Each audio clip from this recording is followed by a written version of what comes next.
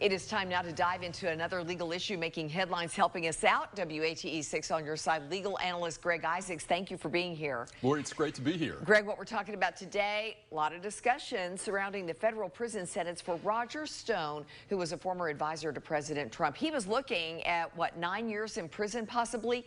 Then the Justice Department walked that back. Now prosecutors are resigning. So, Greg, is it unusual for higher-ups to step in like this? Very unusual. And, Lori, let's look at what happened. Stone was tried in federal court in Washington, D.C., in the District of Columbia. He was convicted of 7 felony counts. Now, the way this works, you've not had a plea agreement. You've not cooperated with the government, so you've been convicted by a jury of your peers. 12 people heard both sides. Then the probation office files a pre-sentence report. Federal cases are driven by the federal sentencing guidelines. These were enacted to eliminate sentencing disparity throughout the country. Very mathematical. They've actually dehumanized sentencing. So you start with a base offense level, you give a numerical value to a crime. Then there are certain enhancements that make the sentence higher, certain lower. In Stone's case, he threatened a witness, obstructed justice, an 8-level increase, then there was another 2-level increase.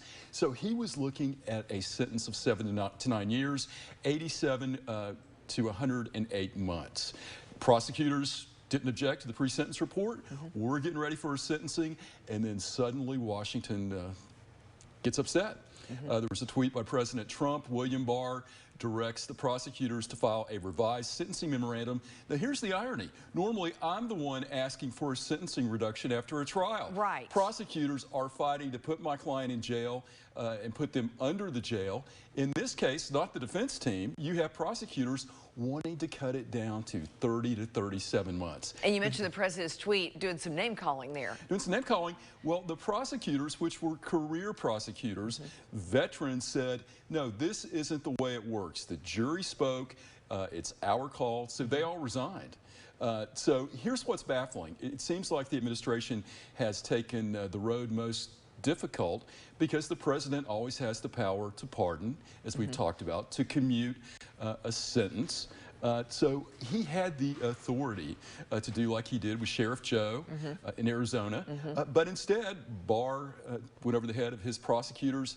But it'll be interesting to see what this federal judge does. So very rare, very atypical. But Stone's getting saved not by his own defense lawyers, but by Twitter. Here we go. Here we go All again. right. Thank you, Greg. Thank you.